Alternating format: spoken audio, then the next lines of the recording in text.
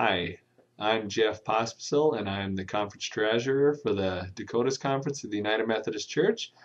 What I want to do today is talk with you, or put this video together to help you better understand this new apportionment method. We just recently adopted a new apportionment method that will start January 1st, 2014. Hopefully we've already received some of the materials that we've sent out. We'll send out more materials in December. We also want to put these resources online to help you as well. What I'm going to address here is, first of all, what is the change? We've had a lot of questions and we've tried to put out a lot of information, so we'll answer that. And then the second, probably more important one for you is, okay, how do I do this correctly? How do I fill out my remittance form? How do I, keep track of apportionments? Now that you're no longer just going to be sending me a bill for apportionments, how does that work? And we'll go over these things. So now let's look at what exactly that change was. Here you can see the old method, which is on the left. I'm going to zoom on in. And you can see that under the old method, it was a pretty complex formula. There was some averaging of the last 3 to 4 years of membership and operating expenses, and multiply that by the budget, and then the capping, you'll see, that's where every other church in the Dakotas will affect every other church. So none of us are separate, so if a number of churches go down, that means the rest of everyone's apportionments go up. So then now what we've changed to is, first of all, it's a lot simpler. You take current operating income times 16%. More importantly, we believe this is a more biblical understanding of how the churches should give. We're talking about a portion of income or a percentage of income. So we like that. The percentage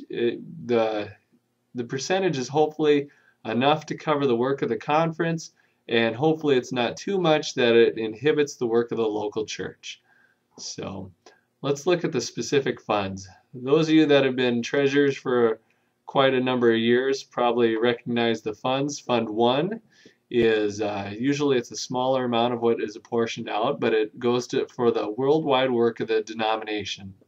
So that's missionaries, seminaries, bishops, that kind of things. Fund 2, it pays for our work in the Dakotas, the denomination's work in the Dakotas. So your district superintendents, camps, and these types of things. My own position, for example. Fund 3 is a little different. That more focuses on the local church. That pays for your pastor's pension, death and disability insurance. So primarily that one helps your own local church, being able to provide benefits for your pastor. And then Fund 4 is one, it's not an apportionment really, it's a direct bill. And what we do is we bill out each church, it was $10,200 for each pastor they have on our health insurance policy. So that one's not based on membership or operating expenses. It's if you have a pastor, here's how much it costs. Now, how has that changed? So here's how it's changed is now instead of funds 1 and 2, you'll just have one fund. And instead of this complex formula, just 16% of your income will go into Fund 1, and that will support the work of the conference in the Dakotas as well as the whole denomination throughout the world. Fund 3 is going to change now. I know it says pretty much the same thing, but we are going to bill it much like we are the health insurance. So Funds 3 and Funds 4, that's pension and death and disability for Fund 3, and Fund 4 is health insurance. And those two are going to be dependent on the actual cost of providing those benefits. So now we changed up the remittance form, and we're going to take a look at that. We wanted it to reflect this new apportionment method. So let's go ahead and take a look at that. Okay, with the new apportionment formula, a new apportionment method, we need a new remittance form. So we redesigned the remittance form. Most of the changes take place up top, where we want to provide a quick little worksheet to help calculate the 16% apportionment. So this is going to be a little different. When you get your billing statement, you'll get a bill for any direct bills you have, such as the pension and health, and you'll get a billing statement for if your pastor has a share of the health insurance or a medical reimbursement account. So any of those salary withholdings, that'll come in the billing. But the apportionment, that'll be up to you to calculate. So let's go ahead and fill this in. I have a fake church, Jeff's church, and I'm filling it out for January. So what it would happen is January closes, I close my books, and then I print out my January income statement or budget report or whatever you call it, and I look and see what it was my operating income. So this is February now, what I'd be filling this out for. So, and let's just say for the sake of round numbers that I brought in $10,000, my church brought in $10,000 worth of tithes and offerings, and we had $100 of interest. I don't know where we bank at, but that's excellent interest in today's day and age. And we didn't sell any church assets, but we do have $100 of building use and rental fees, and then nothing for fundraisers. So a total of $10,200 operating income is what I count for. You know, and if you do want a more detailed explanation of operating income, there's not only a spot behind here. I'll show you what to include or exclude from income. This is very short and very brief, but we also put out there, and I'll show this to you later, but we put out this list of examples of what does count, and we hope it's detailed enough to help you. Okay, so anyway, operating income, $10,200. We carry that number up from the bottom. And then we calculate our apportionment. So 10,200 times 16% is 1,632. Now there's this other piece here, and it's kind of grayed out because it's not that common. But we have a number of what I call united parishes or federated parishes, where we have more than one church, more than one denomination meeting in a church building. And not always are you able to tell exactly what dollar is a Methodist dollar versus a Lutheran or a Presbyterian dollar. And so sometimes they come up with agreements ahead of time. So some of them are very clear. Like I think Salem United, this is 50% Presbyterian, 50% United Methodist. Other ones, it's a little more fluid, where it's maybe based on membership. So it might be 32% Methodist one year and then 36 the next year. Anyway, but that's where they get a chance, if you are a united or a federated church, to put in your percentage. And I'm going to put in 50% just because it makes it easy for math. And that brings me up to $816. And then this part looks hopefully fairly familiar. If you have a pastor on our pension programs or health programs, you'll get a direct bill. And some of them will also elect to have something with help from their salary.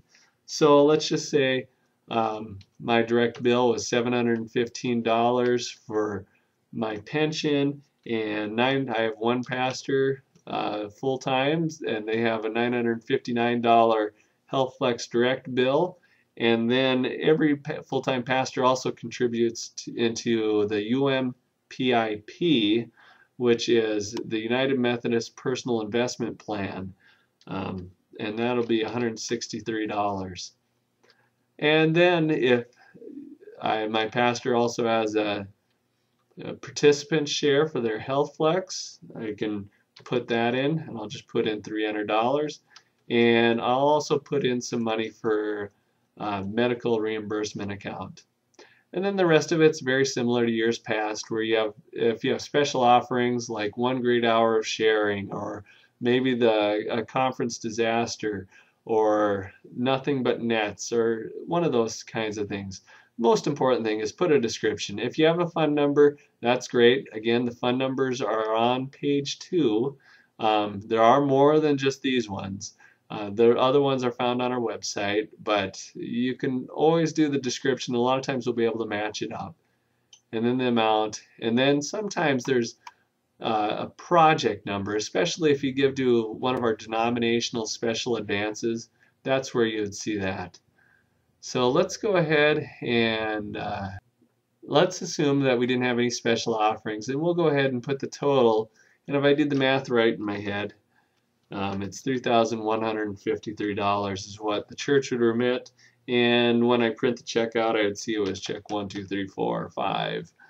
And I'd print this out, and I would go ahead and send my payment. Either I could send it by mail to the Dakotas Conference, or I could send it electronically to just pay online electronically. So, okay, I had talked briefly about the examples of what is and is not operating income. And we've put this online as well, that we want to give hopefully some real good examples and help you in being able to calculate the apportionment the best as you can. So I've given examples for each of those lines on the remittance sheet. You'll see one for donations. So the most important thing here is it a designated gift or is it not? You know, or bequests. Bequests are not part of operating income, even if they would go to the operating budget. That's just how the formula was set up. Memorial gifts are the same way. And then we talk about interest, dividends, and investment related, and those are pretty clear cut. The sale of church assets, which doesn't happen that often, and building use and rental fees, and then fundraisers. And so this is just a two-page thing, but hopefully it gives you just enough information. I would encourage you to locate this and maybe even print out a copy. So what we've put together is a little worksheet to help you track your apportionment payments. We've made this in both PDF as well as Excel, but we want it to look similar to the remittance sheet for how you fill it out. But then also, especially if you fall behind, this will help you keep track of it. Or maybe if you go ahead, maybe you just want to pay in a certain amount every month, and then you'll settle up either at the end of the year or at various times within the year. So let's go ahead and zoom on in. So you're going to see the normal, you're going to see all the months across the top, first of all. And then on the left side, you're going to see those normal categories that were on the remittance sheet for tithes and interest and building use and so on. So for my example, I'd put in my numbers, and then I'd show that total operating income was $10,200. Multiply that by 16%. You know, if you're a United Parish, then you'd have to adjust that too.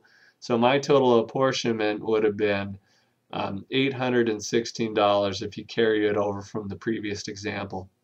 I didn't have anything unpaid from prior months, so I owe $816 is the total apportionment owed.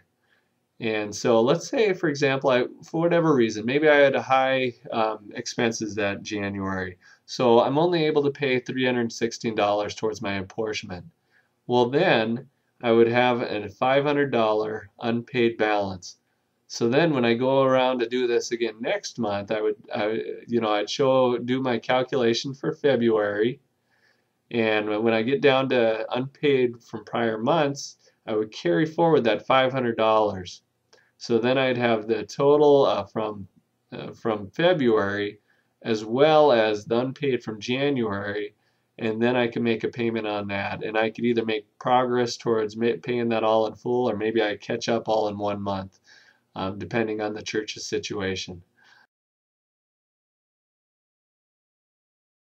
Now I just want to take a moment to say just thank you for your work. Thank you for your service. What you do is so important. People trust the pastor to deliver the message and to speak the truth, and they trust the treasurer to lay out the finances and to care for that. And it's so important what you do. So thank you for your work, and God bless you.